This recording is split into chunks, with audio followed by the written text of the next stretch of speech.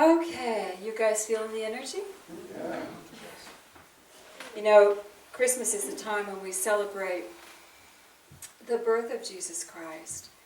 But if you can imagine his life, during his life, you know, Mary experienced her things and Joseph experienced his things, and then there was the star and there was the accidental birth in the manger, and all of these things occurred. But nobody really understood the meaning behind them, you know? Have you ever had a mystical experience where you know you've been touched, you know something happens, but you have no idea what that will end up being, the results of that experience? And I think that's how it was when Jesus first came to the planet. You know, everybody could feel and tell and know something very different was happening, but they could not fully put it into perspective.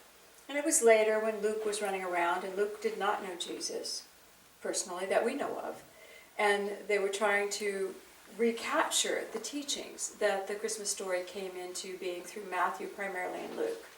So we have these remembrances where people are now remembering what occurred, and now they can see greater what it means. You see? So, you know, every one of us has a birth story, right? You know, I could tell you guys about how the door opened that wasn't there, and this young man walked through the door the day before I gave birth, and he was a blonde-headed, young, thin guy, medium build, and I thought, well, I'm carrying a girl. Back in the day, they didn't know, because he was so gentle. That doesn't mean anything to you, does it? And unless he does something great, that birth story will just kind of fade with time.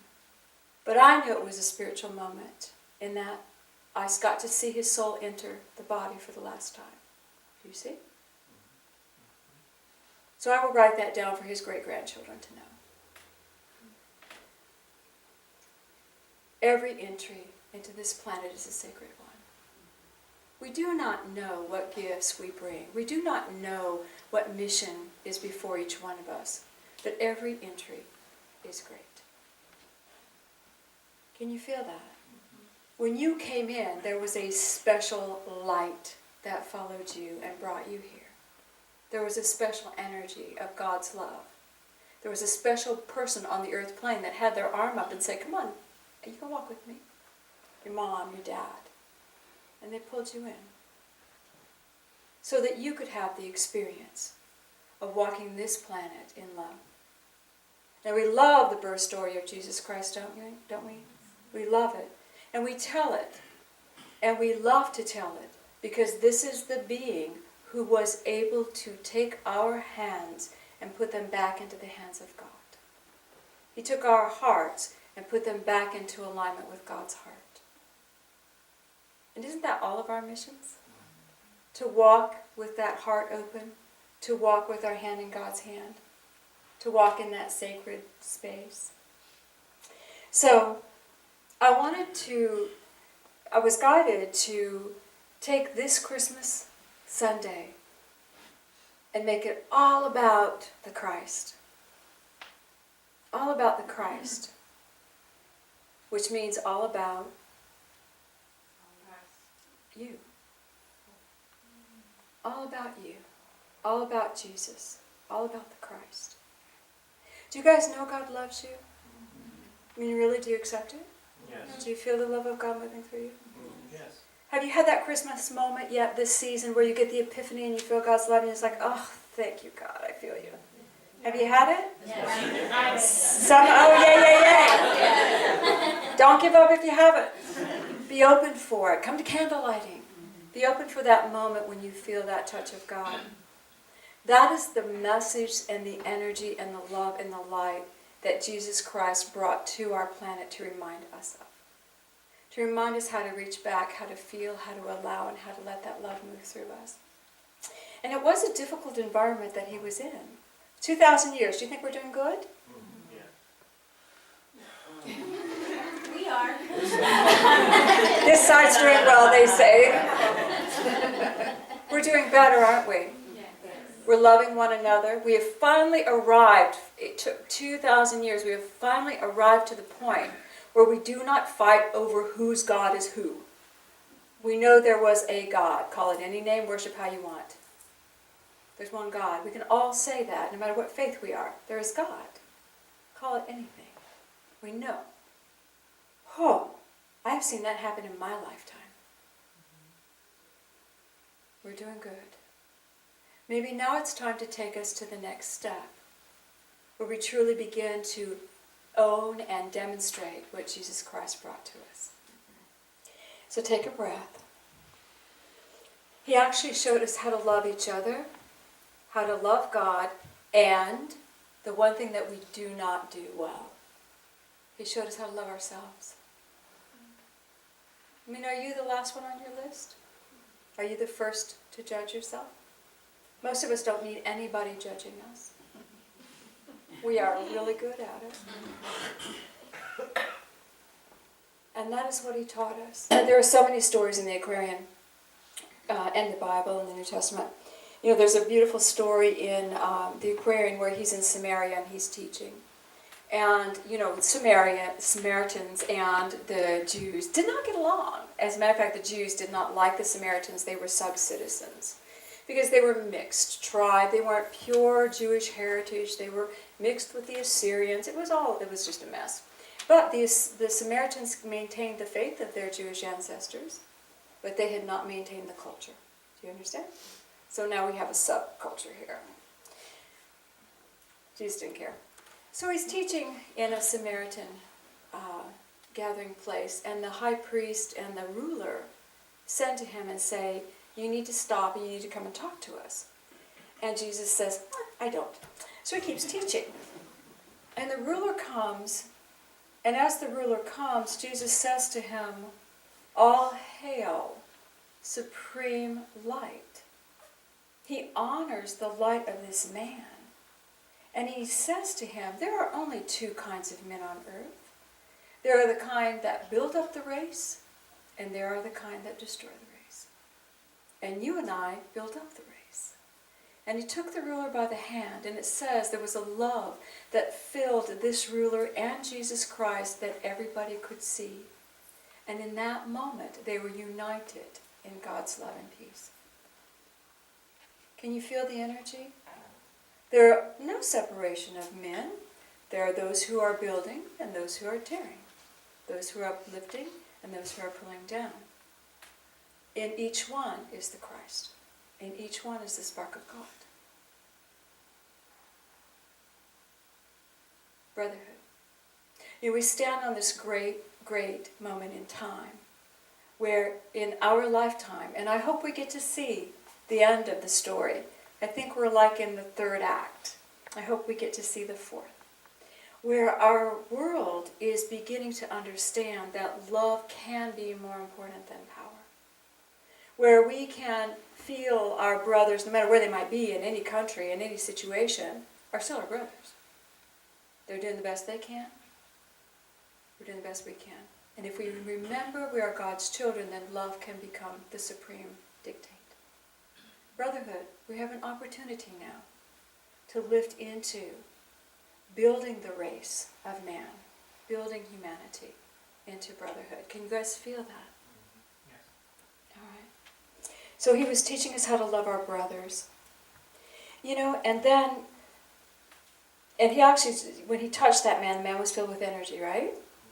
Then there's another beautiful story I wanted to share. He happens upon in Jerusalem a problem. There's a man who has stolen bread to feed his family, and there's a wealthy woman who's just quite angry. And she is just infuriated because this man has broken the law. He took her bread. She said, I'd rather give my bread to the dogs than have this man steal from me. And the court is adjourned. You know, they used to have court outside, and then the high priest or whoever was in charge, the priests dictated the laws because they were religious laws. And so they were dictating that this man should be punished appropriately and severely. And Jesus happened upon the scene, and he did not take well to it. He said words to the woman. And he reminded her that this man was a child of God. And this man had needs for his family. He was in a situation where he could not take care of his own. And there are times when we need to reach out and help our brothers and sisters. And everyone in the court went, Yeah, you got a point there. But the law dictates. And he said, we've got to stop letting a law dictate our hearts. And he said to the people, give the man the bread and give him whatever he needs. And they did. And everybody helped this man so he could go home with not only bread, but what his family needed. And the woman was ashamed. Because by holding the law as so important, she lost the vision of her own heart. Have you ever lost the vision of your heart? You know, when we get so busy, we have had a couple of weeks of non-stop. People in hospitals, 2 women I love dearly. I don't know what's going to happen, but it's their choice. It's constant, no breath. And I realized this is how we get hard. We don't stop. We don't stop and say, God, you and I, we need to talk. Let me put everybody, everything, every project down. Let me just be with you, God. Let me just take your hand and be with you. If we don't do that, we stick to the laws. We stick to the logic. We stick to what has been. Just make it work. Take it away. Do you see? And he taught us not to do that. You know, when things got tough, and I know Jesus was a human. You guys do not know that. I think he laughed and I think he cried. I think he felt deeply for people. And you know, the Bible tells us that when people got importunate, demanding healings, he was at one little town and everybody had heard he'd done healings and they were like all over him, heal me, heal me, heal me. Well, you know if you're demanding a healing, how receptive are you? You can't really take it in. And he didn't stay with them and go, oh, you peeps, come on.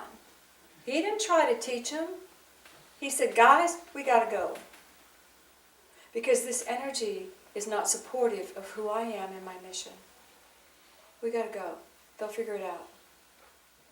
How many times did he disappear when he was with his disciples? They didn't know where he was. He was up in a mountaintop praying. We got to go. How many times do we read that he stayed in meditation for days? And then we read that he worked so hard and he was working and working. His disciples were worried about him. They said, you're going to work yourself to death. He said, this is my time to work. I know what I'm doing. I'm working hard. I'll have my time with God in a minute. He was teaching us how important it was to balance, to go within, to love God, to connect with God, to be with God.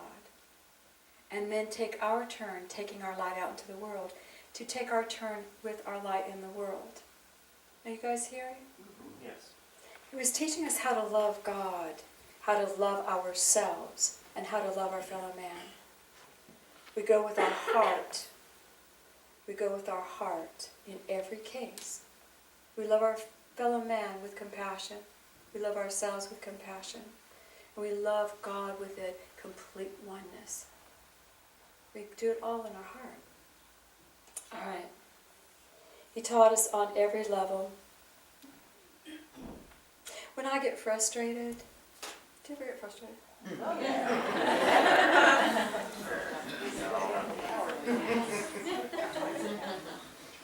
I kind of wonder how Jesus would feel. You know, he was working so hard, teaching and teaching.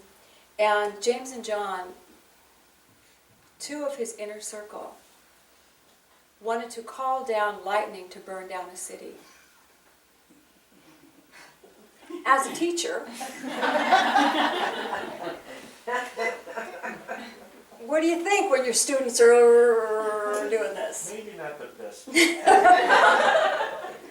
And then there was Judas. Judas was always about the money, always holding on to the money. And they had money, people gave them money. And then twice we are told Jesus said, empty the coffers now and give them to everybody. And Judas said, no. But Judas was an accountant.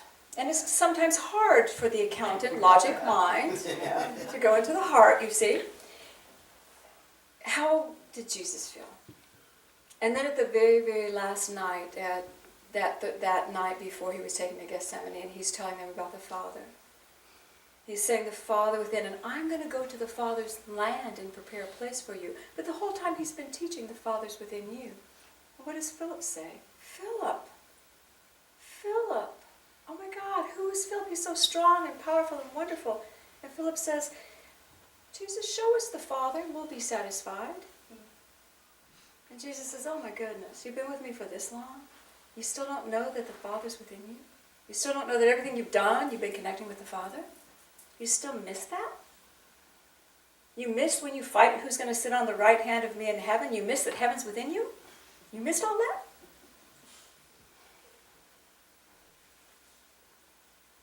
It's recorded, and I know in his heart he had compassion for them.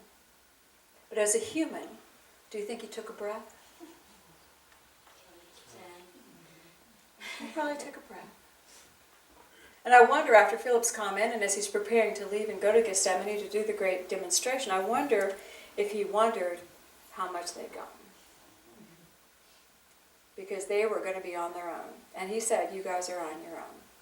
You're on your own. Keep the light shining. It's going to be hard. I will not be with you on the earth plane. Keep the light shining. I won't be here to tell you what to do. Keep the light shining. Talk to God. Meditate. Do what I've asked you to do. Do what you've learned. Keep the light shining. And they didn't understand. But what has been our job for 2,000 years? Keep the light shining. Keep the light shining no matter what we think is happening. We have to keep the light shining.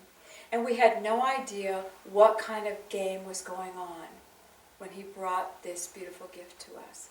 We had no idea the depth of what our purpose was. But he was giving us keys to put our hand in God's hand so we could eventually evolve into that moment. So, in our Metaphysics of Christmas, there's a couple of lines that you may have heard or may not have heard. But when it was given to me, there was this big vision of what it meant. So I wanted to share that with you. It talks about when we came and got caught in matter, that God did not leave us alone. Just like parents on the sidelines of the game. The angels were there watching and guiding and trying to help us keep going.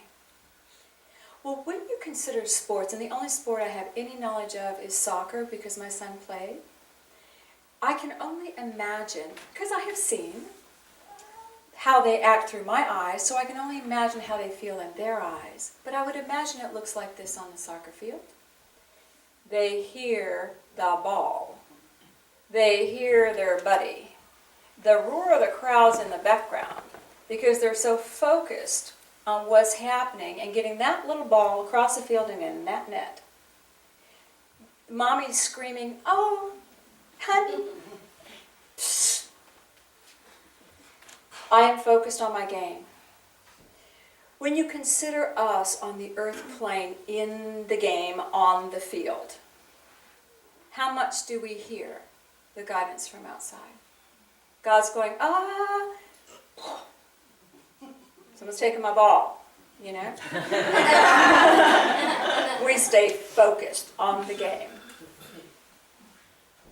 God, our divinity, by any definition, we have no idea who God is, what God is. We have no idea. We know that. But we needed somebody on the field with us that had that connection, that could guide us to lift the game to a higher level. David now coaches high school girls soccer team. And he said once, you know, I've watched a lot of coaches over the years, and they're very loud on the field, you know, screaming at their kids and stuff. And he said, because we talk about his games sometimes, he said, you know, Mom, I don't yell at the girls. He said, we work in practice. We work in practice, and we work in practice, and we work in practice, and we work in practice. He said, when they're on the field, I don't want them to think they have a choice. I don't want them to think about what they're doing. I want them to do what they know to do. And when they hear a voice on the sideline saying anything, it interrupts their brain from the knowing and moves them into deciding. And it'll inhibit their play. Do you see? Jesus Christ came in, if you can get the scenario with me, onto the field with us. He brought the knowing of how this game needs to go. The knowing of how it needs to go. You know, if you have one or two good players, you'll up the caliber of your entire team. We had one player given to us that never left the connection with the divinity, that worked hard on the sidelines, did all the meditation, stayed connected with God,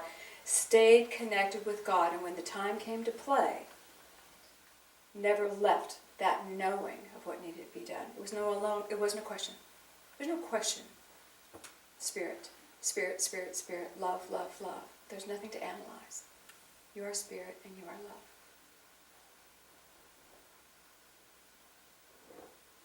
And in the analogy of soccer, the goal is to get the little ball in the net. Perhaps the game we are about is literally lifting this entire world into a higher dimension. Who knows? Things change so rapidly and so quickly for us. Our brain, our capacity is unlimited. We haven't even tapped it yet.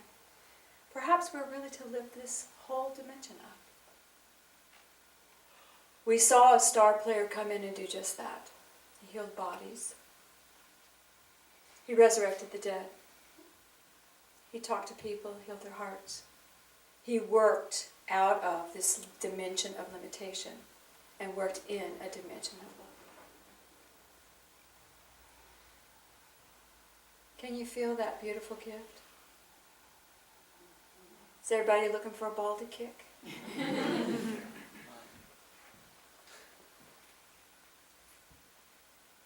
You are the Christ. Spirit guided me to look in some of my old notes, and I just happened to have 1999 in my meditation area. I keep notes of the services, and I was going to release them because, who cares, 1999. And I said, just open it up. And in the December of 1999, there was an article that I'd written about Jesus, and it was just really simple. It said, his presence, his coming was so very important. It was so very important to humanity that we actually mark time by it. We have BC and AD. So we started actually marking our time by his gift to the planet. And that even though we've gone from AD to CE, current era, it's still marking Jesus Christ. I don't care what you call it. It marks what they think was his entry point. And then in the little article it said, perhaps in the coming 100 or so years, that CE will move from being current era to the Christed era.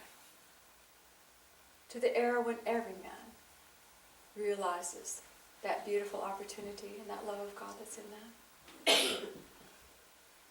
Sound easy? All right. Yeah. Well, let's go within for a moment. Put your feet on the floor.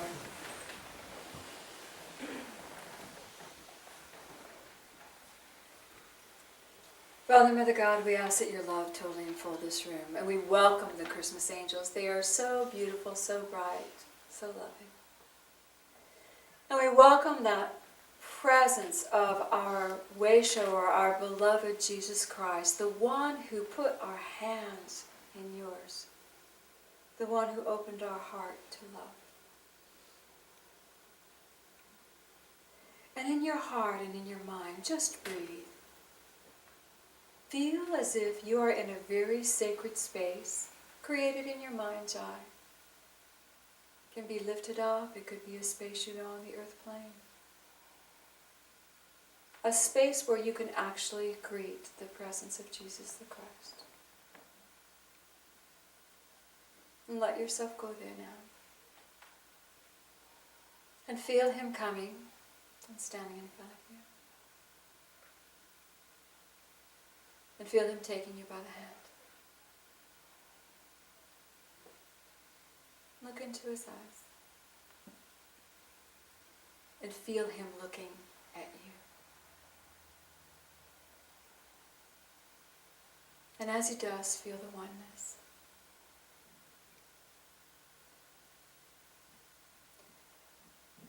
Feel his heart connecting with yours.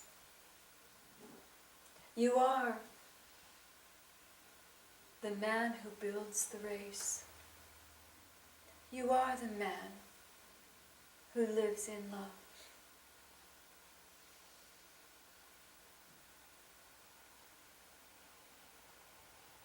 And as you feel His love, you may become aware of everything within you that feels inadequate. And as you feel those feelings, if they come up, just let them just become a ball of energy outside your heart. And replace that space with the thought that I am good. I am a child of God.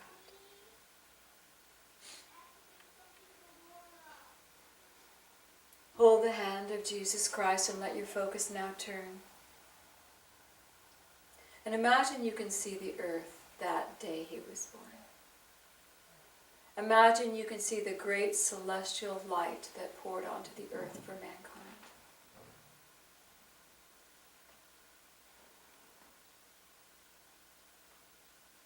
It was for you.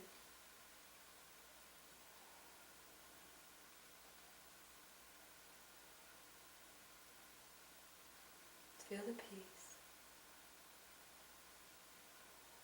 And now look again and see the great light emanating from the earth in 2014 for God.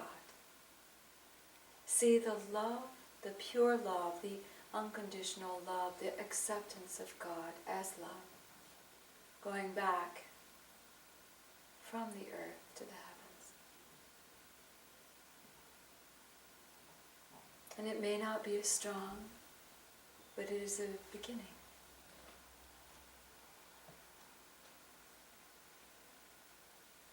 And let the vision go.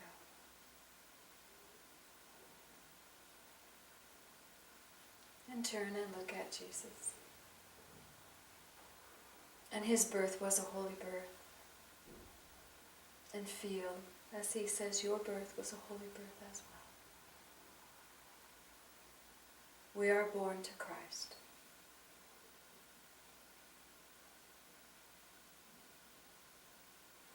Feel the angels all around you.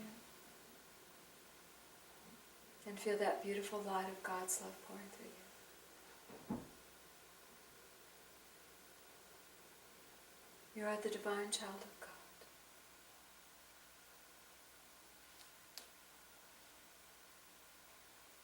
And just let your focus now come back to your chair. As you sit. And I want you to take a breath, and I want you to fill your world with light. Fill your world with love. I'm a builder of the race. Father, Mother God, I ask that each one here be fed to overflowing the food they need for their journey. For each takes that beautiful Christ light out in such a unique way. Let them feel empowered and know what a blessing they are to this planet, to their fellow men, and to you. And we thank you, God, for this beautiful Christmas gift. Thy will be done. And so it is.